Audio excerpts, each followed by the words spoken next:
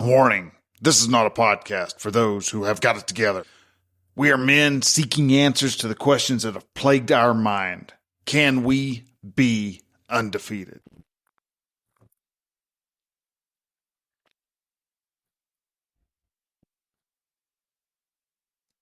Hello. How's it going? You good? I don't know if you Geoffry, can see. right? Is that, am I saying it right? Geoff is but it doesn't matter. Jeff, okay. I'm Burl. Nice to meet you. I'm What'd very you say glad your to name have you. was? Thank you. Appreciate you taking the time to do this. All right. There we go. Are you good? All right. Where do you live? I'm in Michigan right now. Okay. I'm from Toronto, born in Canada. Kind of lived all over, but we're in Lansing, Michigan right now. Okay. I live in Oklahoma. Oklahoma, okay. Yeah. What'd you say your name was again? It's Burl. Burl, okay. Burl. Yeah. Like So you go Earl, by but with a Jeff. B. Yeah. Okay. Or what? Okay. Yeah. Oh man, I sure appreciate you being on the podcast. I've been a big fan of yours for, I don't know, a couple of years. I've been watching your TikTok and I don't know. I love your witty sense of humor. And, I love how you, the way you kind of joke around and play around with your wife is really, right. Half of that is my wife's ideas for sure. Yeah, but it's good stuff. Some of it through COVID, I don't know. I'm a sarcastic person, but the middle of COVID, I made one video that did well. And then from there I was like, this is fun. People seem to like it. So, yeah. Oh, a side note, I know you're really tall from watching your videos. Right. How tall are you? I'm 6'6". Yeah. So I'm 6'4". Yeah. I'm 6'4". Okay, let's go. Yeah. My dad's 6'6", so I can relate to that. Man, again, I appreciate you taking the time to be on the podcast with me. And it's funny because I was actually looking at more of your videos this morning, and one of the videos that really has stuck with me, and you have it pinned towards the top. And honestly, man, I probably have thought about what you said in that video probably 100 times. I've actually repeated it. And when you start, and I have kids, so I have girls and boys, and so I can really relate to what you're saying. But you talked about society has really influenced the men to be, how do you put it? Women to be products and men to be consumers. Consumers, for sure. And man, I'll tell you right now that I thought you were like dead on. And like, I never really put it in that terminology or really thought about it like that. But whenever I was really watching your video and thinking about what you're saying is that, and I do see that as a huge issue. And part of it, it's like, it's ingrained in our culture, whether you're watching, commercials on TV or, really at school, if, especially, with peers and so, but that really struck a chord with me. And I realized that, of course I have twin daughters. And so I looked at it from, the female perspective, like, man, I don't want my daughters feeling like a product, don't. And the great news for me is that, man, my daughters are very conservative and they dress conservatively and all these things. It's not just about being modest. I know that. But I started thinking about myself and I think about the men that I know and I'm like, man, even though I kind of quote detest some of that. Like I always call it fake, like we're being fake. But then I'm like, man, I have bought into that too at times in my life. And so really impactful. And what's your thoughts? I'd like to hear some more on that thought, what you were saying about that. Well, as you were saying that, I was thinking even if we take it away from male, female, but in social media world, there's consumers and producers, and I like on the folder in my phone that I put all my social media, TikTok, Twitter, Instagram, whatever. The name of that folder is I am an influencer, which if other people see it, I feel like sounds arrogant. I'm like, oh, I'm this cool, whatever. But it's really a statement to me to be like, I want to be the one influencing, not the one being influenced, or at least when I'm being influenced to be able to be conscious of being influenced. Yeah. It's not just like consuming it all. So same kind of philosophy, the consumer creator. It's like, I'd prefer to be creating more than I'm consuming inside of social media world. But yeah, for the male female, or just relationships, maybe take it beyond these like two things, but inside of relationships, it's really easy to want to be like, we all, whatever our version. I have a 14-year-old daughter. She wants to be pretty. Like, she's allowed to want to be pretty. We all want to be, we want to be handsome. We want to be liked. We want to be, you know, seen as smart, whatever. So it's super easy for us to just like, oh, if I like put my arm like this, if I do, and we're letting other people start to shape who we are. And then I don't know that that's 100% of the time bad, but when to literally just hand my whole soul over to you and say, make me how you want me to be. And your main, you know, if you're not being aware of it and you're like, well, the only thing I want is a tool for pleasure, whatever that pleasure is, then it gets really bad. I don't know. I see the detriment in it. Yeah, I would say I feel like I have like deep thoughts on it, but I'm struggling to articulate them. But at the end of the day, like Elise Myers, I think is her name, is a huge influencer. She had just put a thing out that said, my whole life I've tried to be less. I've tried to tone my voice down. I've tried to like make myself more palatable for people. I've tried to, you know, be less obnoxious and less extra. And what I realized is every time someone said, oh, like, I really like you, the way she took it was like, what you're really saying is you're really glad I'm not how I used to be, which is who the real me was. Yeah. So she's like, every time I like hesitated to send a text message because I didn't know what the right response was. And every time I was not loud in a restaurant or whatever.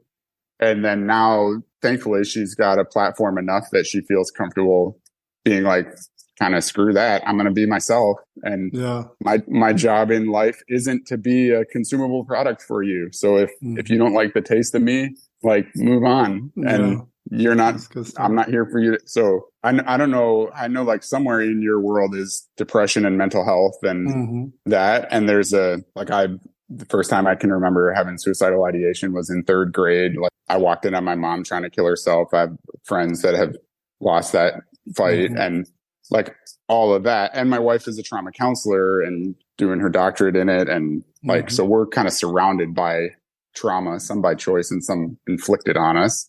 And my unprofessional opinion is like, knowing who you are is a big shield towards the mental health like mess that's all out through the world. Being able to be like, hey, this is who I am. Take it or leave it. I'm happy with me. And that's such a hard thing to figure out, though. I mean, especially, you know, it's like whenever you're, you know, young, like your daughter, and like, man, it seems like when I think about whenever I was that age, it's like I didn't know who I was. You know, in fact, I didn't like who I was, to be honest with you. I'm like, I think about when I was young, you know, there's some abuse there. There was some stuff there, and really struggled as an adult to try to learn to live through that. But on the same point, it's like, I think, you know, I'm 50 years old, and I just feel like now there's certain things that, like, I'll say it this way, some things I don't want to do, period. And dude, you're looking good for 50. Like, thank you. And so you take the like, before I would kind of do the people pleasing thing. Like, I think this is what I should do, you know, and whatever. And there, but still I struggle with the fine line of it. It's like, there's things that my wife wants to do, for example, that I don't necessarily want to do, you know, like, yeah, I give the perfect example here recently was, you know, she had a work Christmas party and I did not want to go, you know, but I knew that was the right thing to do as her husband, because be there, support her, be a part of it, you know. And so there is a fine line, but I see that especially young people, they're really struggling with like, who am I? Because you have all this influence from parents, you have all this influence from social media and all these things. I mean, what do you think? How do you think that these guys like start to learn who they are? Is it just time and like there, or what do you think the biggest factor in that, like really learning who you are? That's a super good question. I think in some ways, it's like finding your artistic voice. I was just thinking about this the other day of like, there's, you know, Rembrandt and these like famous kind of old artists that are dead and gone that we've been able to look at their entire collective work. And we've been able to say like, they have a style, like you can tell that's so it's like practicing and trying and not being afraid to throw paint on the canvas, and if you mess up, and then like what's the life version of that? Especially as parents, I think we create the space where they can try life and then crumple it all up and throw it away, and then take a new sheet of paper and crumple it all up and throw it. You know, like they can try to do this and try to do that, and they can experiment with what kind of friends they want to have, what kind of things they want to do for entertainment, how they want to project themselves into the world. And I wish there was like, here's my survey, and when you're done these 10 questions, you'll know exactly who you are. But I think it's in the same way with art. I think it's the same, like you just got to listen to a ton of music. If you're a musician, you got to listen to a ton of music. You got to play a bunch of instruments. You got to write a bunch of songs, and you'll land on a genre that it's kind of mostly you. Yeah. And then you can decide if you want to hop genres. So that's my thought is like, it kind of reminds me of, I've said this a lot, or I probably read this or heard this from somebody, but it was talking about if all circumstances were perfect and you could be in the Olympics, what sport would you excel at? You know, in other words, if you grew up in that area or whatever. And it's funny for me, I would say beach volleyball. Like I really love beach volleyball. Like when I'm on vacation, I like to play. And plus I'm tall. So it's, you know, it's a great sport. Well, and then I think of, but I didn't grow up on the beach. You know, I didn't grow up in that atmosphere. You know, I took surfing lessons one time when we went to Hawaii. We went to Hawaii on vacation, and I actually got my teeth knocked out by the surfing board hit me. But I realized really quick, 2-hour surfing lesson is not going to teach me how to surf, you know? And so, but I think about that a lot. And the second one that I would pick is swimming. That I think, because same thing, tall, skinny, you know, I think that I would be really good at swimming. But the same thing, I grew up in a small town. There wasn't swimming pool, you know, there wasn't that situation there. And I think that that's like, when I look at my kids, I think about that. It's like, man, I want them to experience as much as possible, you know, so they know what they're kind of like what you were talking about with the music. It's like, you don't know what you don't know, and you don't know what you might like. And so part of it is like this experimentation, you know, whether you're talking about like in school and trying to do as many things as possible or learning, you know, like us living in a small town, we live in a town of like 12,000. My kids graduate, all of them, from a town of 4,000. And it's like they only offer so many sports. They only offer so many, you know, like band, there's band, but that was it. And I wonder, it's like, man, maybe you could have been a great piano player, or you know, I think about those things. And a part of it, I feel like, man, you've got to expose them. And I mean, there is this line where you're like, man, you could overexpose them to like, okay, we're going to try a million different things. And, you know, where they're so busy, they can't even think straight. But that's kind of how I've always thought about it. It's like, what would I do if I was in the Olympics, if it's in the right situation? But yeah, my thought on it is, if as long as they're the ones that are setting the pace and it's not me forcing my pace on them, you almost can't overexpose. I mean, I know overexpose might mean a bunch of things. So like obviously there's age appropriate stuff and you know, things that would be criminal, and like if when you say overexpose you're talking about that, then 100%. But in terms of like exposure to the ways of the world and people's thoughts and different worldviews and foods and music and culture, and like, I don't think there is even, you know, if you're a bajillionaire and you're like, I'm going to plan out, we're going to go to Japan today, and then we're going to go to South Africa tomorrow, we're going to go to Afghanistan the next day, we're going to go to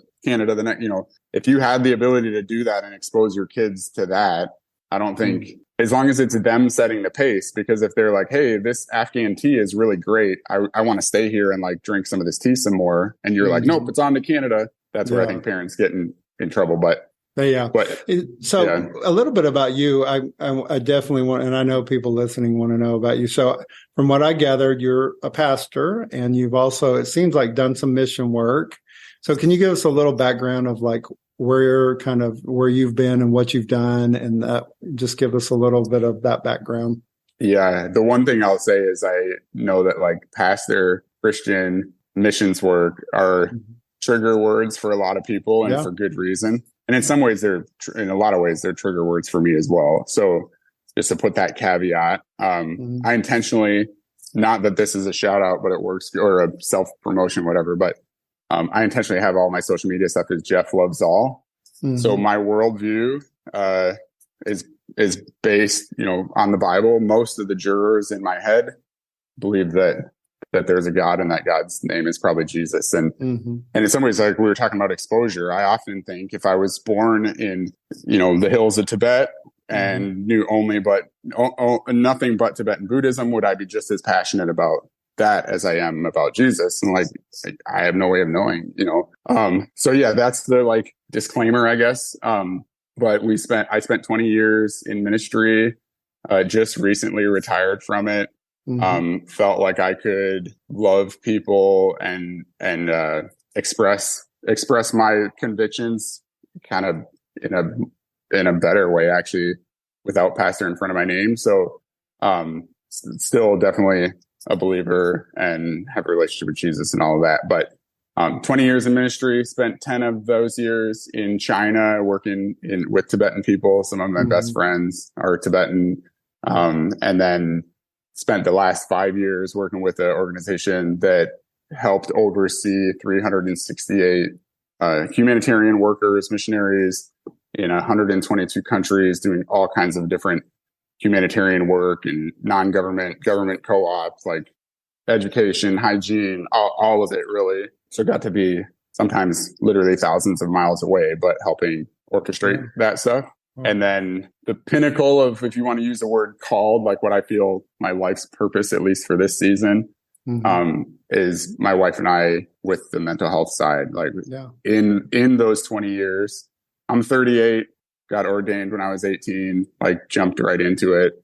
And in those 20 years, I saw a lot of amazing, beautiful things. And I also saw a lot of really hurt people that were hurt by other people, and a huge need for mental health. So, and like I said, my own trauma stories and battle with depression and all of that has kind of led me to where I'm at. So I know it's all over the place, but traveled to 60 countries, like spent time in war zones and palaces and everything in between, so. I have to do this for my daughter because, again, I have twins, and both of them, they're in college right now. They're in their last semester in college. They're going to nursing school, but both of them have had a big heart for ministry, and they've been on several mission trips, usually, with the local church. And so my one daughter, Kinsey, she's actually engaged to be married. She's going to be married in June, and he has a heart for ministry too. And so really their goal, I think, is somewhere like they want to be married for a year, and then they both want to go to the mission field. And he's an accountant, so there's ways that he wants to fit in with that. And then her with the healthcare wants to fit in. Do you have any advice for my daughter on that? Maybe the same principle of what we were talking about, the consumer and consumed, but keeping your autonomy, like I think the West has a lot of amazing things about our culture, and then we have pitfalls like every other culture. And actually one of the amazing things about us is our individuality, as far as like our Western thinking. So not losing that so that you can be a product for somebody else's machine. I know that sounds I found myself talking to my counselor and saying things like, I will never march in a crusade for somebody who isn't Jesus. And that's like the darkest points of my most disillusioned days after 20 years in ministry. They're not all like that, but that would be the things that I would like warn against. Like, hey, make sure you're marching in your own, like on your own mission. Make sure that it really is between you and God, because over time, especially if you're raising budgets or, going around and people what they want to hear so you can make money so that you can give it to the people that need it. And like, I feel like we did a good job of that. I can honestly say like that I never presented anything that was false, but the temptation to start to tailor stuff, like right now there's an orphanage in Thailand. They basically by March, our goal is to raise $50,000 because essentially the building that they're in, they won't be allowed to be in that building if they don't pay the $50,000 on this balloon payment thing. So it could be really easy to start to justify, well, if I tell a certain story, then it's going to raise money quicker. And at the end of the day, like all of that stuff is worth keeping your eyes wide open for. And humans do, my wife, the trauma counselor, would say like humans do human things to people all over the world. Like it's humans being humans. And really heinous stuff happens in humans being humans, and really beautiful things happen. Just because you have pastor, missionary, just because you're with an organization that has bylaws and whatever, doesn't mean that there's not humans inside of it. So if your daughter's going into nursing, she's obviously smart, and she, I'm sure, has already been exposed to some of that, but that would be my advice, is like, whatever the great sermon or the awesome worship service or whatever the emotional thing that is driving you, those emotions are good motivators for sure. But like, go have a strong cup of coffee and sit somewhere that is not particularly aesthetically pleasing, and like get a notebook and write down, like, have some real analytical, cerebral things that are driving you as well. Good stuff. Yeah, I appreciate that. She'll listen to it, and I think she'll appreciate it. Yeah. There's several things that I've wanted to dive into with you. One of this subject has really come up. I've interviewed a couple of pastors recently, and I'm an ordained minister myself, and really what that looks like for me has been able to do weddings and funerals. I mean, that's kind of why. Yeah, which, I mean, I have said it in the same kind of like, okay, yeah, weddings and funerals, it's like a civil service, but at the end of the day, that's a high privilege. Yeah, at those two moments in a family's life, like, that's pretty, freaking awesome that we get to be. Kind of scary too, and terrifying. Yeah, and like, you want to talk about holy work, like how serious we have to take that. Yeah, So, yeah. I just throw in my own little verb or whatever, but I just completed auctioneer school, and like, I really enjoy public speaking, but also, it's like, if you could see me, like, a younger version of me, I was just terrified. I mean, crazy terrified. But over the years, it's really been through professional, where I had a lot of opportunity to teach or talk about certain things. And so, I got to the point where I really enjoy it, and I preached quite a few times, but still, I'll have moments when I literally just kind of lose it, and I can't think of anything. And, I still have those moments. And so part of, there's several reasons, but one of the reasons that I really wanted to go to auctioneer school, it's like I was trying to get out of my comfort zone. I was trying to, I really want to, so every time you have to get up in front and you have to do these chants, and it's talking fast. And we did a lot of, what do you call it, tongue twister drills and all that. Yeah, it's awesome. Anyway, I come from a Pentecostal background, so it makes me want to make a bunch of speaking in tongues jokes that I don't know, if you're auctioneering. Well, because you listen, I mean, and I've been, practicing a lot since then, but you look on like YouTube, and really you can't understand half of what they're saying, right. But 1, 2, 3, okay, I got the number part, but I don't. And really, honestly, it's just kind of gibberish and fill-in words is really what it comes down to. And the faster you can do it and more articulate you at least say the numbers, then you're pretty good. And so, anyway, that's side funny. Note. But I don't know what the scat style of singing. Do you know what I'm talking about? Singing, it's like shoot it about it, whatever. I can't do it, but it's that it's a cousin of that. Yeah, it is a kind of a like in between speaking and singing. So there is a rhythm to it, whatever. But anyway, what we've been talking about a lot lately, and it's something that I try to ask questions that I'm personally have dealt with. And this is an example. So I feel like that. Let me go back to the statistic I've used several times, which is, statistically, whether it's completely accurate or not, they say that especially in America, that only about 20% of Americans actually attend church. When you look at a town like 4,000, where my kids graduated high school, we figured it out, I think one church for every 100 people, yet only 20% are attending church. I hear a lot of from when we're talking about mental health that, by the way, I am a Christian completely.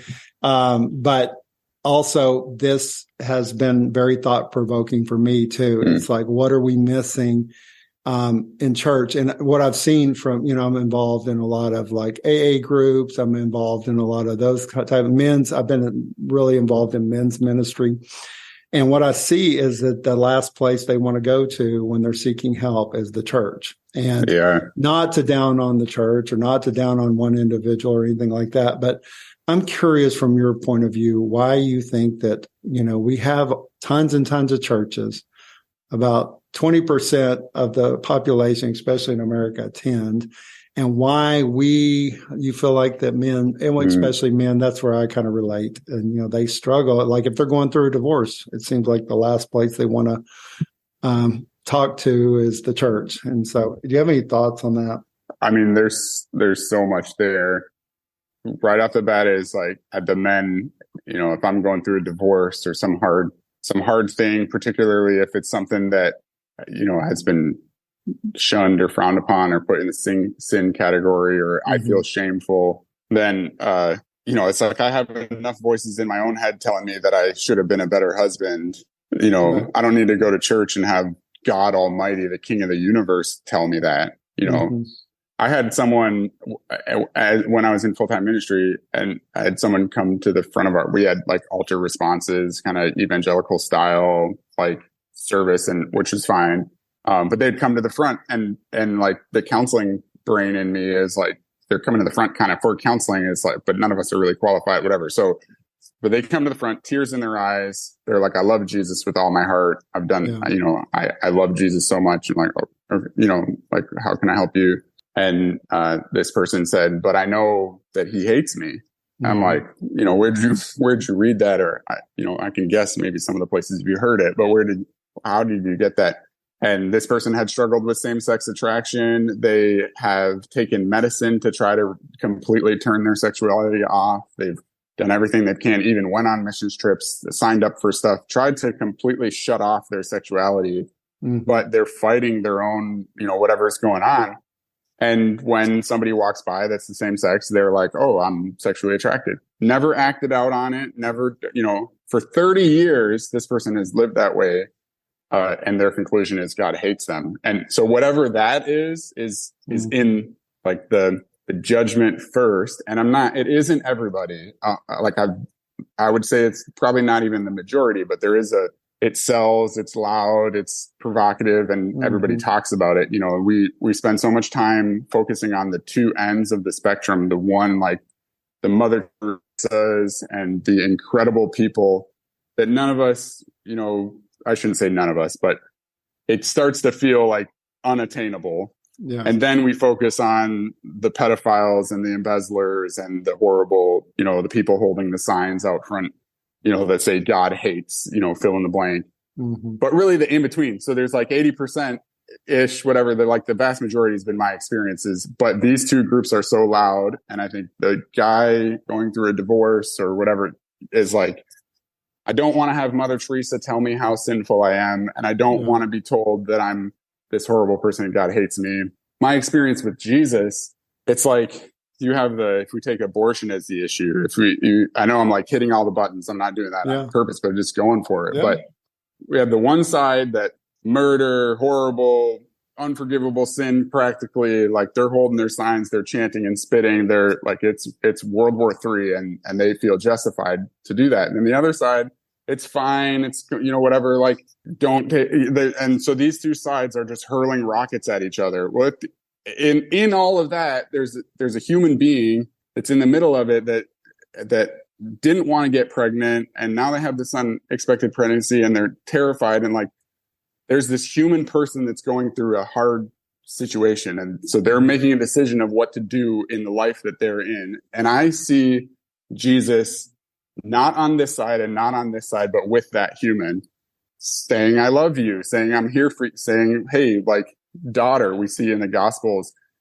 like they're about to stone this girl and Jesus gets down with her. Like Middle Eastern culture, 2,000 years ago, she was pulled out of a brothel and he lays down in the street with her and he's about to get hit by something. He's put him in harm's way. Like, this is who Jesus is. But I don't know if it's just a really good smear campaign, that spiritual forces that don't want the church to exist have allowed to happen, or if it's just that religion and humans are weird or some mix of the two. But at the end of the day, if I describe loving, amazing, awesome Jesus, that he saw you. I don't know how PG-13 we're about to get, but like he saw you when you were masturbating. He saw you when you were cheating on your wife. He saw you when you were stealing. He saw you when you had a loaded gun against your head. He saw you, and he loves you. He like so loves you. Okay, so that's a picture of Jesus. And then as a dude that's going through a divorce, or as a girl that wants to be a boy, or as someone that's struggling, you know, you walk into church and you're looking for Jesus and you don't find him. And I think, you know, I think that's the reason. And it's like, hey, I want to find Jesus, but I didn't find him there.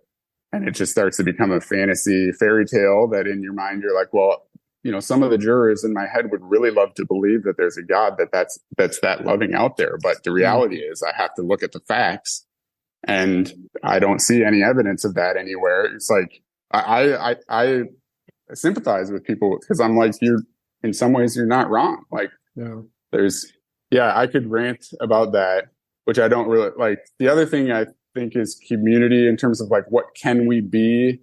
I think so I have a group of guys that I meet with every Friday, and then most Mondays as well. And, you would probably call it a life group, or like, we're all Christians. There's a lot of swearing and drinking. There's a lot of honesty. There's like, it's this mix. Like, I can't call it a life group because there's too much swearing and drinking, but I can't call it just going to the bar because there's too much Jesus. There's just dudes being honest. And that feels like, if Jesus was hanging around with the disciples and the tax collectors and, you know, all the friend of sinners, I feel like it would look more like that. Last thing I'll say, I know I'm like all over the place, but last thing I'll say is, I was talking with someone and they said, I said last thing, but two things. The quick one is, they said, oh yeah, Christians, those are the people that don't have any questions. And it like stabbed me. I'm like, oh, have we presented ourselves in such a way that we have all the answers and we're not willing to ask any questions? And like, that's probably one of the reasons people don't want to go to church, because that turns people off. And the other is, I asked somebody, would you ever come back to church? Would you ever want to go back to any church? It doesn't have to be our church. Would you ever want to go back to a church at all? And they were like, absolutely not. Hell no. I'm not going. Right.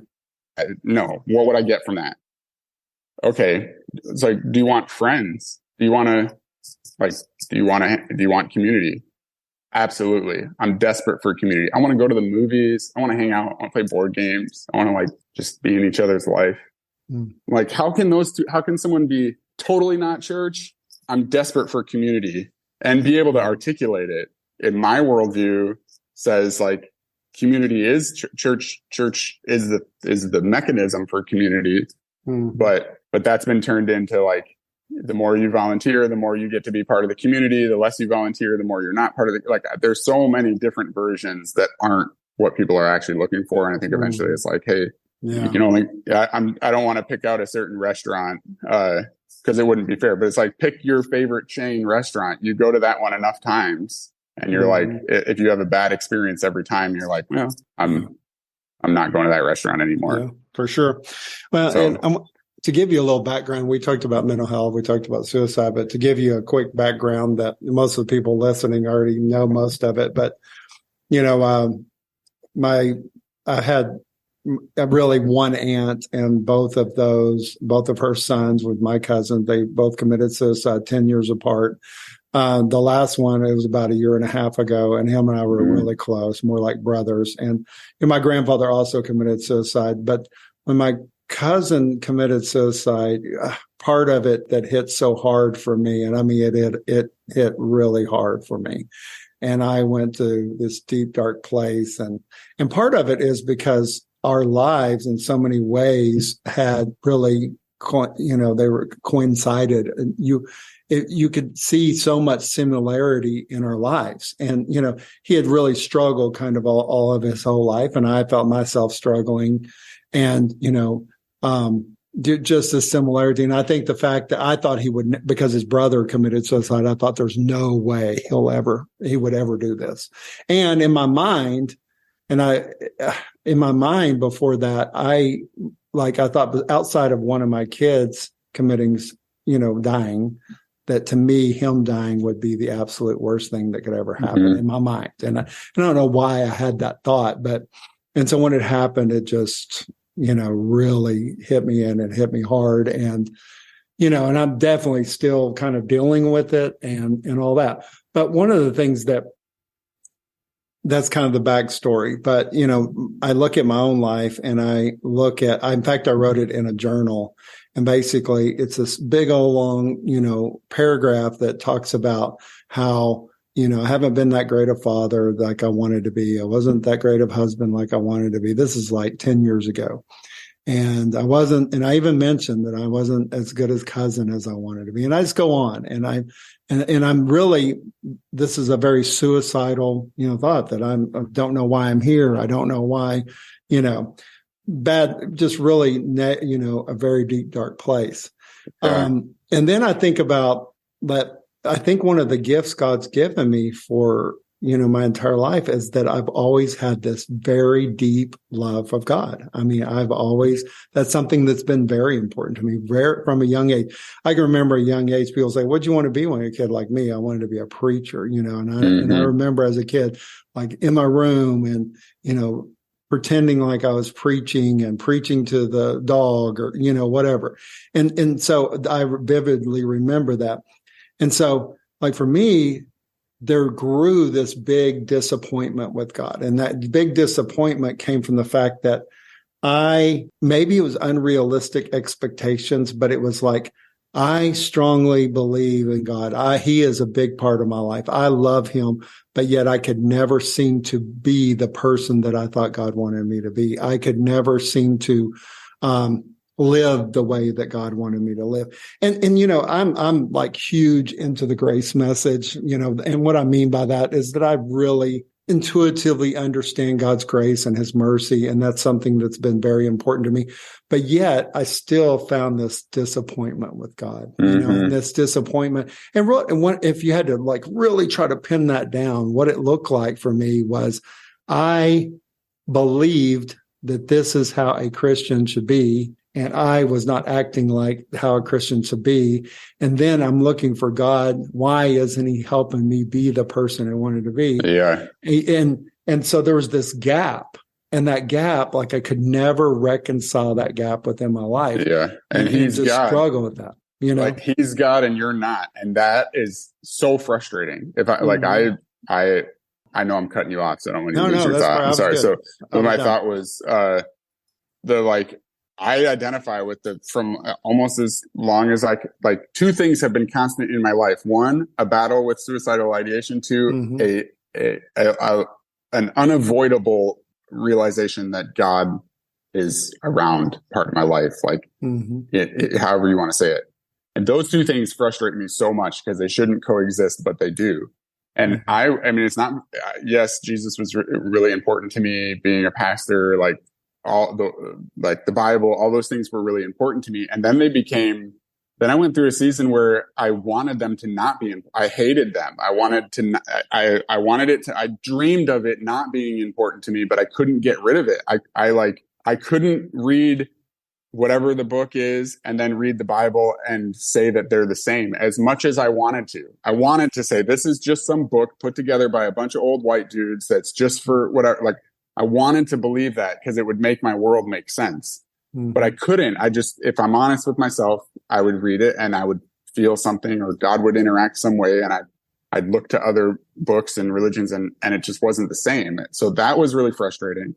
Am I being a good enough Christian? The self-deprecating, I'm not being a good enough Christian. If I had done this, it would have worked out differently. Had I just been a better friend to my friends, they wouldn't have, the one that lost his battle to depression, he would have, had I, been more available, whatever. Right. But then at the end of the day, I'm like, well, screw that. I'm not God. I don't need to be perfect, but God is God. He's God. He has all he's omnipotent, omnipresent, whatever.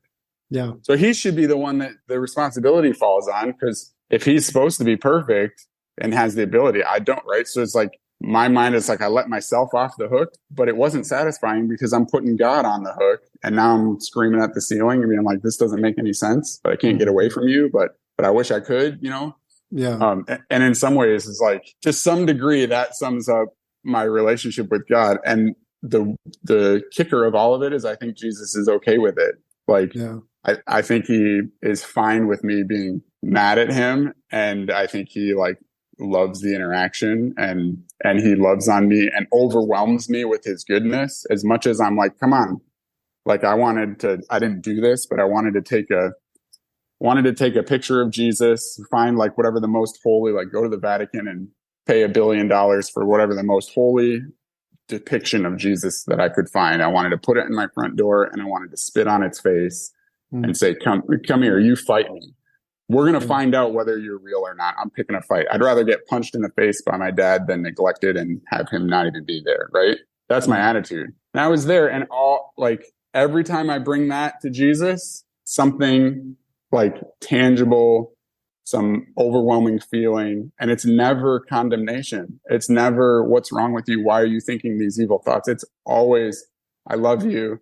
Come on, son. Let's, it's like, but yeah, getting away from, like, I wish I could get away from it, but I identify with it. Like, my whole life that's been there. And like, I'm glad that's there, but some days it's really frustrating because it doesn't make any sense. And I think like I was jotting notes, as you were talking about, like kind of mourning and grieving and sadness. And one of the reasons I think why church doesn't work for a lot of people is somewhere in the culture, there's a need for a clean answer, but like, that's not how life works. There's not always a clean answer. So if you come and say, hey, how come you said your cousin, right? How come my cousin killed himself? I thought God saw everything. So he sat, like, why didn't he stop that? And we could go on and on and on. Elie Wiesel is a philosopher that was in a concentration camp, and he said that his faith in God went up with the smoke of babies. So it's like, yeah, you're seeing babies thrown into an incinerator, and your worldview says that God could stop it, but he doesn't. You have some questions, right? And like I said, in face of those questions, I really want to say, well, there obviously isn't a God. Like, that's the answer that I want to accept, but I can't. Like, I'm unable to be honest with my own soul and like say those words. So I think one of the things that just good care for people is not to give weak answers and not to force a clean solution. It's just like, I know, like, we don't know each other that well, and these words are going to be very cheap. But it sucks that your cousin killed himself. Like, and it just really sucks. And I don't know what your audience is, but I'd probably use stronger language if it wasn't other people that, it's just like, it really, really is crappy in every possible way, and like, that's it. That's all I got. Right. And, it's weird, but I think that's way more healing. If you can, I mean, that was kind of like a game that we played over FaceTime, but if we're really in each other's life and we're friends and we're seeing each other often and we're helping each other shovel the snow or whatever, and you're allowed to rest in, like, I'm pissed at God. I don't even think he's real. How could he be? You're allowed to rest in that and still be part of the community. Then I agree with that. 100%. That's super healing. Yeah.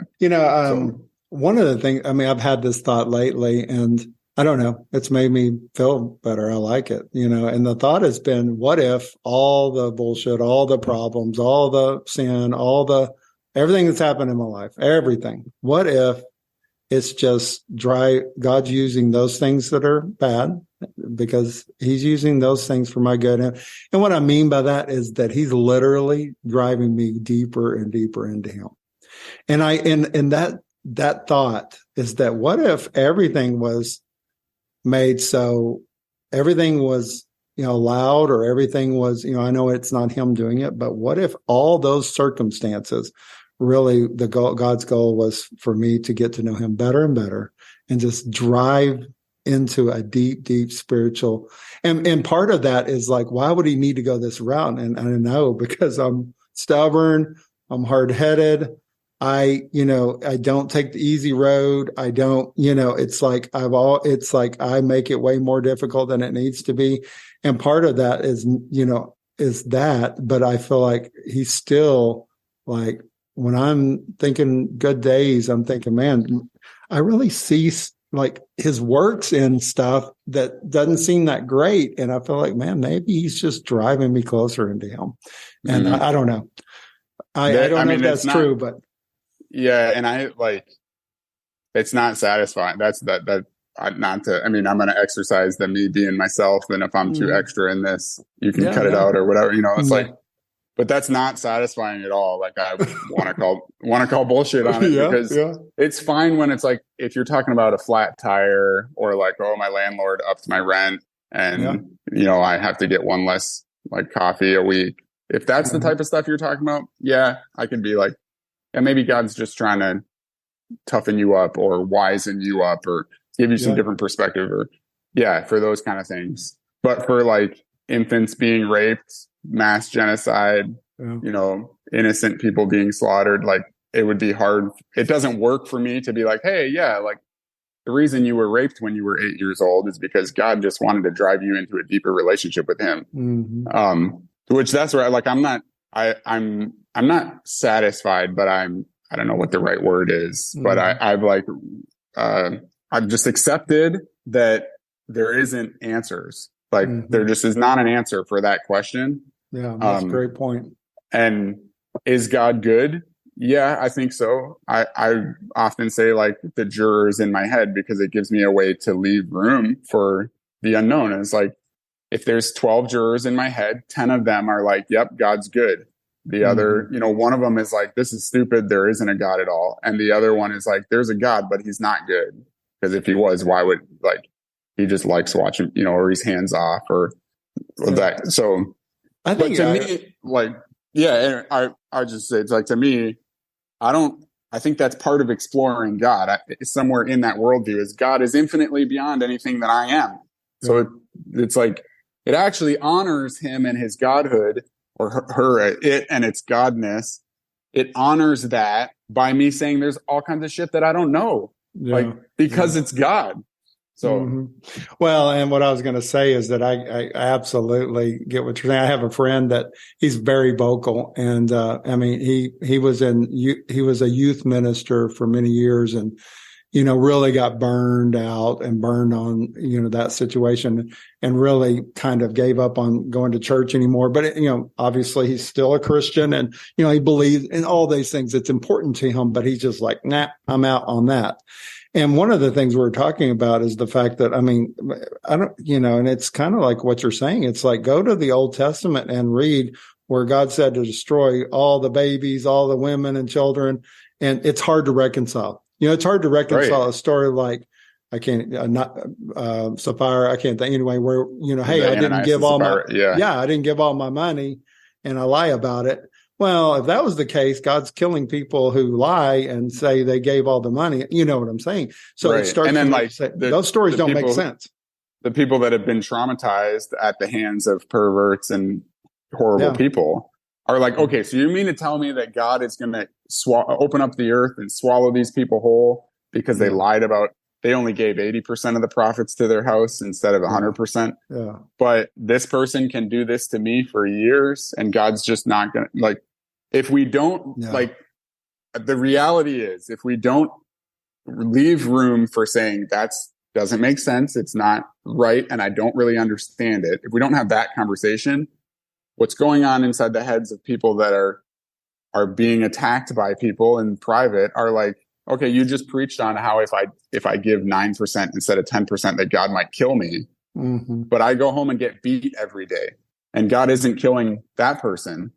So God cares more about my 10% than he does about protecting me at home or having my husband or wife beat me, whatever. It's just like, I think it's a great point. It's real life. And at the end of the day, we get to disciple each other.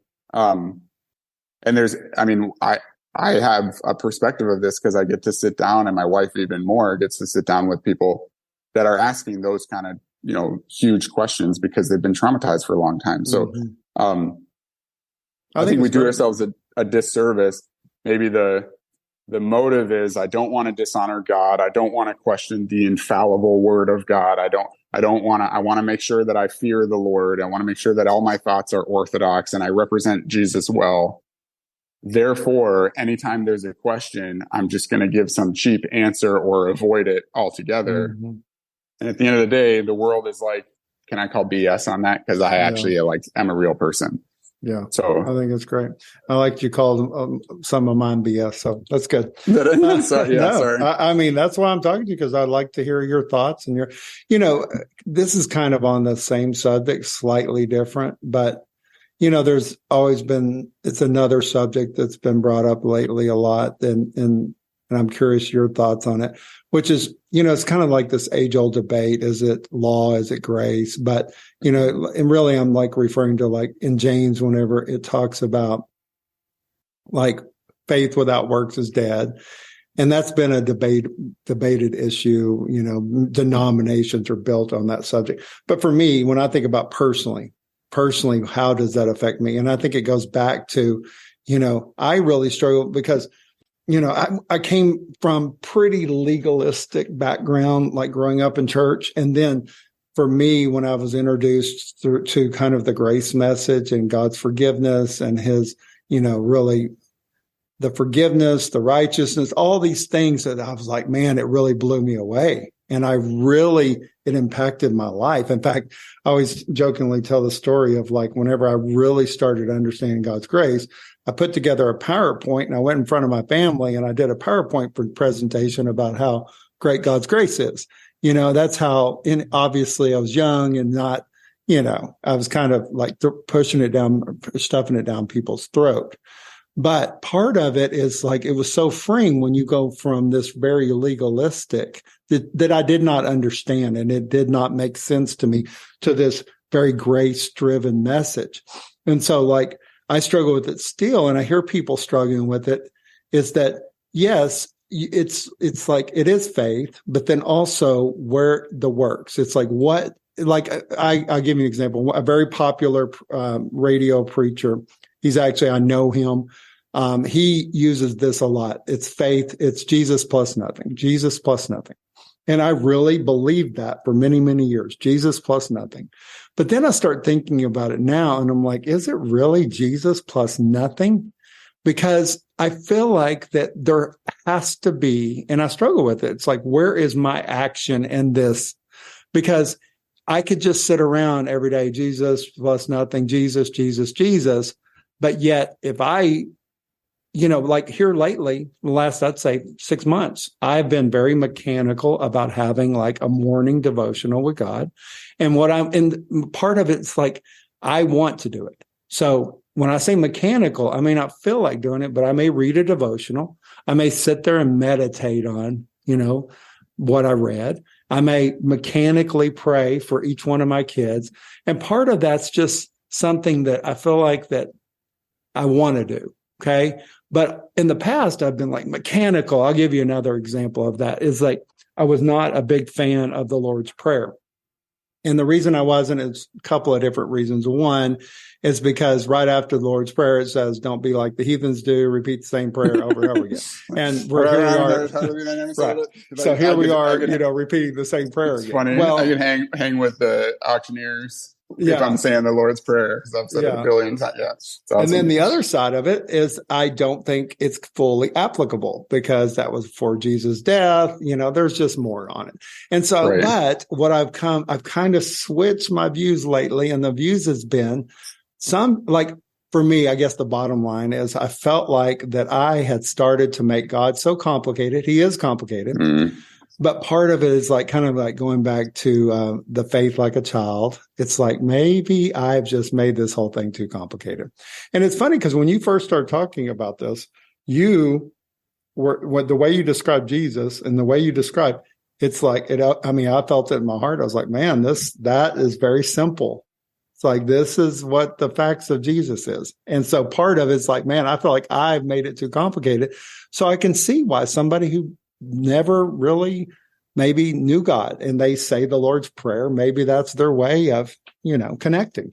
Yeah. I had a bunch of thoughts as you're talking. One of them was I think that maybe it started when penance and, church and state separation wasn't even thought, and crusades and all the way church is now, I think was like so influenced by kind of institutional, institutions aren't bad. Like, and as you were talking about the the like ritual kind of doing devotions every morning. It's like people go to the gym same way. Like I have an alarm clock to wake me up. I don't think there's anything wrong with setting in, like, it shows that I want to be up to take my daughter to school. I value that as an action that I want to do. So I set an alarm clock and I religiously get up and do that. Right. There's nothing wrong with that.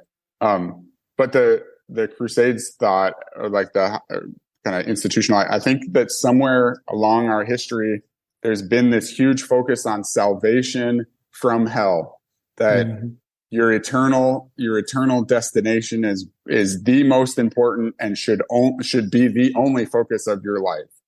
And it's a little problematic because you're like, okay, so it's not a lifelong project though. Inside that same worldview is your eternal destination is the sole focus of your life. But yet you say some magic words and bam, that situation is taken care of.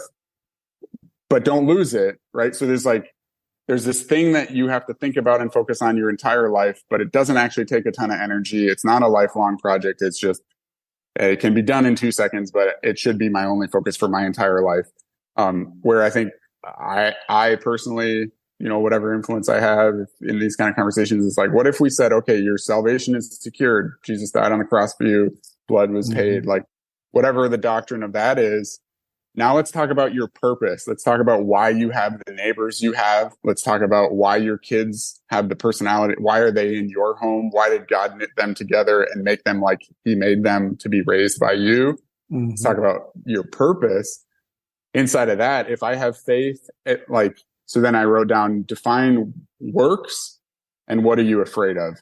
So if my works are around losing my salvation or not, then it starts to get problematic. But if my works are around, this is the purpose that God's invited me into, to be a father, to be a husband, to be a part of society, to be a business owner, to be, a political actor, whatever the things are, now this is aligned with God's heart. I have some daily, minutely, I have some heart work to do. I have my own biases that I have to hold up to the Lord and allow the Lord to change. Like it starts to look less like, did you say the prayer? Did you do your thing? Like, I'm here with the clipboard. I need to check that you've done this thing. It starts to look way less like that and more like, are you walking with Jesus? Are you fulfilling your purpose? I think it's challenging because for me to hold you accountable to that and for you to hold me accountable to that is really difficult because we have different lives. So I can't say, you should be doing devotions for 45 minutes. You should read at least this much and you should attend at least this much and you should give at least this much. Like as soon as I start putting these parameters on it, you're like, hey, well, read your Bible every day. Well, I'm blind. So can I listen to it? Is that how serious are we going to get? I'm not actually blind, but if someone, or like you should be, whatever the thing is we can really quickly be like, yeah, but what about this person? Like my thoughts are like, even on that, like the you have to read your Bible every day if that's a thing. Like that's how you get to know God. Well, none of the disciples had the Bible. They seemed to know Jesus pretty well. Like Paul had the first half of the Bible, but didn't have the second half. So if like, make sure you read the New Testament all the time. Like, well, Paul didn't have that. So I don't know. Because you were like saved by works, saved by grace without works. I would say, yeah, like my questions to it are like, well, define works and then we can have the conversation. And I think my observation is people that are like heavy works. Like if you don't forsaken the assemblies of the saints, if you don't have perfect church attendance, if you don't tithe perfectly, whatever the things are, right? And all those things are good things. I'm not saying that they're inherently wrong. I want to say, are you afraid that people are going to stop coming to church if they don't feel some kind of guilt? Are you afraid that like churches are going to go bankrupt if they don't feel some kind of guilt? That's the question that lingers in my mind when I hear the kind of only works message. Where like I said, I have a lot of faith in Jesus and his ability to hang on to people because I've tried really hard to get rid of him. And he is around every corner. He doesn't go away. To me, it's like, whether I tithe or not, whether I go to church or not, whether I say shit or not, whether I Right. am a bad person or a good person or not, Jesus is still all around me. Mm-hmm. And he's gently and beautifully and personally asking me to become a better person for my own good. Yeah. And That's what's sometimes best for you. yeah, like, and then it's great because then my family benefits and my neighbors benefit. And sometimes me becoming a better person in that journey is he's like, hey, you should go to church and you should be pretty regular. And hey, you should, be less selfish with your finances. And you should, and actually you should like be as disciplined with that as you are with, investing or whatever. You should take 10%. And like, there's these wise principles that are across thousands of years. Yeah. Yeah. I completely like when you said it, it's like, it's kind of unique to each person. That's why you can't say, oh, you should be doing this or you should be. And so I think that we all struggle with that because we see, okay, in your life, it seems to be really working. So I should, emulate what you're doing. And, and inherently that's not right either, because then we're following some man versus, following what Jesus. And I think you bring up a great point that it is an individual. It's an individual salvation, but it's also an individual, how you live the Christian life. It becomes very individual. And, like for me recently, the same thing is like what I've noticed that whenever it's like, if I really start thinking about other people and maybe let's say praying for other people versus praying for myself, I believe God doesn't care if I pray for myself and all those things. But I just feel like that for me, when the focus is really on other people, not so much on my problems, my concerns, that it just feels better, and that's something kind of new for me. Meaning I always prayed for other people, but now it just feels like, okay, I almost feel like when I do pray for myself, that it doesn't feel as valuable, I guess. And so, and again, I'm not saying that's the formula. I'm saying that that's what I've noticed lately for me. It's like, because I feel like that I have thought a lot about myself, in the past. It's like, I'm dealing with this, I have money, job, relationships, whatever. And then I'm thinking, man, my focus lately has been on other people. It's like, I want to focus there. It's like, and I've struggled with a couple of relationships within my family, and I'm thinking, so here lately I've been like, I'm going to pray for them and that they get what I want, and just things like that. And that's something that, I don't know, has seemed to help lately. Yeah. I was thinking that back to the product, like consumer versus creator. Yeah. And the product, the other side of the making myself into a good product coin is pretty egocentric. And like, I have the ability to make myself into this perfect person. And I have the ability to present myself and do the right actions and be this perfect person. And really the gospel is like, your best works are filthy rags. Like Paul's like, oh, you think you can do good? Dog vomit. Like that's what our works are, right? So there's part of the gospel that is this beautiful letdown of when it comes to being good enough for God or like holy, we're incapable. So just like, that's not you're a piece of junk. You should stay a piece of junk. You should be ever grateful that, some benevolent thing came and picked you up out of your crappy situation. That's not, I think that's a perversion of it. But it is like, it's not my job to be perfect. And free yourself from the idea that it's your job to perform or to turn yourself into a good product, and take that energy and put it into, hey, how can I help you? Like, I'm not a perfect person. I won't do everything right. I don't have all the resources, but I'm here to help. And then if you do the same to me, that's pretty awesome. And I think really what you just said was pretty profound. And actually you kind of brought what we originally started talking about full circle, because you're right. Whenever, if I'm like constantly thinking about myself, it's like, what's some of my thoughts? Well, I mean, they are inherently good. It's like, man, I want to be a better father. I want to be a better husband. I want to be a better boss or whatever.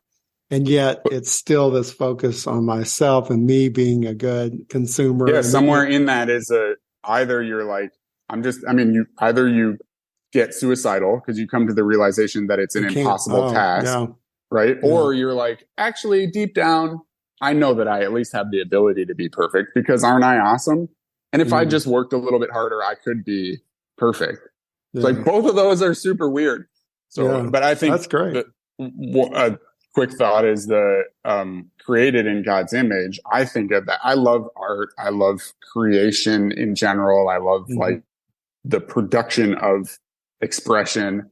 And we're created in God's image. And I take that as that we're creators, like, chimpanzee and different animals that will use tools, and it's profound and amazing. And like, there's cool science there, but I don't see skyscrapers being built in the jungles. I don't see Teslas. I don't see animals trying to make it to Mars or writing poetry or creating different genres or doing apps like TikTok. Like, this is the beautiful explosion of our God likeness that we get to create and put emotion into the world. Like, I get to create, you get to create. And if you think of it that way too, instead of like, how do I make myself perfect? It's like, how do I create something beautiful for you? And how do you create something beautiful for me? How do I create something beautiful just for myself? Like, if I'm just ever creating, there's this cool word, avodah, which is the Hebrew word for work, but it's also the Hebrew word for worship. In the Hebrew, if like Hebrew speaker, there would be no distinction between work and worship. Well, that's super interesting. Worship isn't just raising your hands and singing or burning incense or whatever it is. Worship is also going and cleaning vomit off the floor if you're a janitor. That's worship. It's also making a song or producing a TikTok, or like creating is worship. And if there's going to be work in heaven, which the Bible says there's going to be work in heaven, a lot of us, that sounds like hell. Like, what? There's going to be work in heaven? But if I say there's going to be art, there's going to be unlimited production of art, of creation, that starts to sound pretty awesome and feels way less constrictive for sure. That's great. Man, I sure appreciate your time. And I feel like I have a friend now that I didn't have. For sure. It's awesome. Man, I think you had some great words, wise words. And I love the vulnerability, like that's one of the things, like people ask me, how do you do this podcast thing or whatever, or TikToks, and it's like, I struggle with the vulnerability, but I found that for me, at the moments where I'm not vulnerable is like, it doesn't feel like it's right. It feels fake. It feels very superficial. And so like with every conversation that I try to, open up with some vulnerability, and you absolutely did that. You're very vulnerable and open and honest. And I love that. Thanks. And, and I think that because I've been more focused on the men's side of things, when it comes to, that's been an important issue for me. I think that, you had some very wise words on some subjects that I think are very deep. Go ahead. I'm sorry. I know it's, I've sat in my car and buried my hands in my face and shouted the F word as loud as I could, trying to do something because I'm just don't know what to do with this energy. I don't know if, the science side might say this burst of testosterone or adrenaline or whatever, but it's like, those are real feelings, and it's scary how much power you feel. Like, I have this like beast inside me that I could work 20 hours a day. I want to prove that I'm right. There's this like thing, and men we have to find a way to like help each other with that, because really bad stuff happens when we just sit by ourselves and try to tame that beast by ourselves. Oh God, the worst part of like my worst mental health, the worst, darkest times, I had been isolating myself. Like and I said this yesterday, I was saying jokingly, half seriously, saying I can't stand people. I don't like people. I don't like being around people, things like that. And really what I was doing was isolating myself. And that place of just darkness was just, and you're right. It's like, we do need each other. You talked about community earlier. Yeah. It's like, every man especially needs a few people that they can look in the eye and say, I'm so fucking pissed at life right now. I just want to, and say all the things, and have that person be like, I love you still. Like, I'm here for you. Like, I'll help clean up the pieces. And, I say that in a semi-public setting because I see the fallout of people that don't have that. It's, I'd way rather run the risk of people that think I'm too extra, my language is too harsh, I'm not representing Jesus. Yeah. Like, I'd way rather have those people be pissed at me, but they have their community. Yeah. The other 80% of the world is like, I got nobody and I'm just driving against these things myself. And we don't war against flesh and blood. We war against principalities of wickedness and darkness that seek to destroy us, that are way bigger than us. So we need to do it together. I keep repeating the statistic, and I posted it like on Facebook or something recently, and it was very eye-opening to me to see it in print, which it was saying that 49% of the population is men, but yet 80% of all suicide is men. And, and that tells me, it tells me that I believe we can help each other and we can be a part of each other's. When I think about my cousin, it's like, I know, yeah, there's moments where I feel like I could have done this, I could have done all that stuff. But I know the truth. The truth is I couldn't have done anything to prevent that from happening. Right. But that's still, there was some very similar things that I've struggled with in my own life that he struggled with. And I think that part of that is being vulnerable and open about those things and talking with other men about those things. And I'll give you an example. We were both, drinking too much. We were both, that was issues, struggling with relationships. That was another thing that he really struggled. Both of my cousins, dying 10 years apart. Here's the things they had in common. Drinking when they killed themselves, and again, not saying that drinking is bad. I'm saying that was their similarity. But Two, that they were both struggling with relationship problems. And so those things were very in common. And I do believe, even though they might have had suicide, I know that the second one that committed suicide, I know he had long-term, thoughts of suicide, but I think they both made a rash decision in a time period where they felt hopeless and desperate. And part of that for me is to realize when I'm feeling desperate, when I'm feeling, you've heard it, and it's like really a big deal to understand this. It's like men are not great, especially me. I'm not great when I'm lonely. I'm not great when I'm bored. I'm not great whenever I feel helpless. I'm not, those times bring about, and I've seen myself not be the best version of myself or have depressive thoughts when I'm on extreme lows and extreme highs. So, hey, everything's wonderful. And I can actually have those moments of being very depressed, wanting to isolate myself, and I've started to realize more and more that those things are triggered, whatever triggered me to want to isolate myself, or I start feeling this loneliness, which I know can lead to depression. And, you hear about feeling lonely in a crowd. I think that's where we can help each other. You know what I mean? I think those are the areas that it's like, man, we can really make an impact with each other when it comes to that. And I think that the world, you mentioned it, it's like, if you feel like you're going to be judged, then you almost immediately put up a wall, shut down. Nobody in this, I always say, nobody in this world needs to tell you about your own sin or about your own struggles or about your own. Because if anybody in fact, we beat ourselves up over it. We beat ourselves over all our failures. And, to have somebody just like basically love you because within your failures and love you for who you are. And like, man, that becomes a bond. And man, I don't know. I think in terms of actual change, like the neuroscience, even if the goal is behavioral change, that's by far the more effective way to actually see behavior change. Like, despite what your football coach said, me just saying, hey, fat ass, run more. Like, how come you're so fat and slow? That actually isn't going to make you, what's going to happen. I'm not saying you, but like, I have put on some weight, but no, I'm not. So whatever. No, what's going to happen to that kid is they're probably going to quit the football team.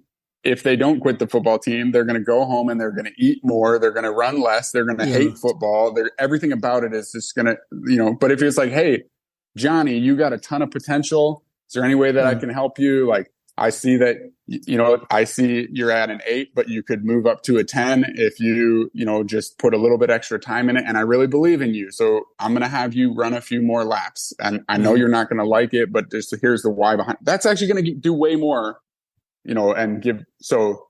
I feel like I don't want to take too much of your time, but man, you actually brought it up earlier. And I think it directly relates to what you're saying is that, we're talking about purpose. When you were talking about purpose, it's like, I think that's a big deal. It's like understanding my purpose.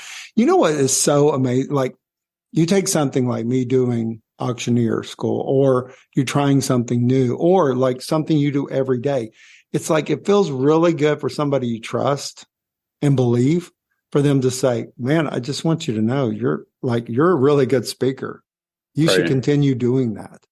Like, or just cool that, even if it's or just whatever it is, I think it's cool that you're doing that. Yeah. And at the end of the day, like, from Jeff Bassett to you, I don't care if you're good or not at it. I think it's cool that you're like, you love yourself enough, you have enough freedom, whatever the thing is, that you're doing auctioneer school. Like, I think that's pretty rad. I think that those things, if you believe them, we both have been in this situation where you didn't, they're telling everybody how great they are. No, but I'm saying if it comes from a real place, it's like even a small thing could be like, man, that's good, for, to like kind of what you're saying. It's like, you can say, man, I would struggle getting out of my comfort zone to do something like that. And you did it, or, whatever. I think that encouragement really means a lot. And especially if they believe that it comes from a safe place, a good place, a trustworthy place. And it's not just you're telling everybody that. Yeah. I'll say often, like, encouragement is the gas we all run on. Period. Like, if you don't have encouragement in your life, you're running on empty. When we can fuel other people up with that encouragement, and the men, the next time a man acts, next time a man cries or is like, oh, I got something, whatever, like, even if they go a millimeter when, they should have gone a mile. If we reward that as society, next time someone's honest with you, next time someone's like, hey, church really wasn't doing it for me. Instead of coming at them, attacking, like, well, how come, I haven't been there in 3 weeks. That's why it hasn't been doing it. Instead of being like, hey, well, instead of that, just leaving space for, thank you for being honest. Sometimes it doesn't do it for me either. Like, dude, if we could do that as men, even have a millimeter of it, then instead of crying in my car, fantasizing about killing myself or whatever, I'm crying to you, and at least we're doing it together, and good stuff comes out of that, Yeah, for sure. Is there anything that, I asked a bunch of questions. Is there anything that I missed that you want to say or that's important to you? I feel like I've talked a ton. So, good. I like it. Yeah. So I appreciate you letting me kind of. Okay. So how can people reach out to you and connect with you? If you don't mind, I know like TikTok's one way, but how can they reach out to you through each one of those? Like TikTok, Instagram, Facebook, all of it is Geoff with a G. So Geoff Loves All. So Geoff Loves All. Pro marriage tips. We own the copyright, trademark, whatever to that. So, but like if you Google pro marriage tips, there's a bunch of stuff that comes up, but we're usually in the top few. So, but yeah, probably the most like direct, my wife's, business is Cora Journey. It's Cora. I can spell, I'm dyslexic though, but corajourney.com. And there, like, it's a direct email to my wife or I. It's a mental health practice, trauma counseling thing. So, really any of that, DMs and Instagram or Facebook or TikTok or that website. And Well, like I told you earlier, is that, I feel like that I've made a friend, and I can't tell you how much I appreciate you taking the time. I knew that you would be a good interview. I've known that for a while. Thanks. So, and if there's anything I can ever do for you, please let me know. And thank you. We'll keep in touch. Yeah, for sure. All right, brother. Have a great day. Right. Yeah, you too. Thank you. Thank you for listening to Positively Undefeated. If there was something in this show that resonated with you, please share the show with your community. Want the show delivered each Monday morning to your podcast app of choice. Please subscribe or follow. And if you'd like to get a hold of Burl, please do so by going to burlstricker.com/contact.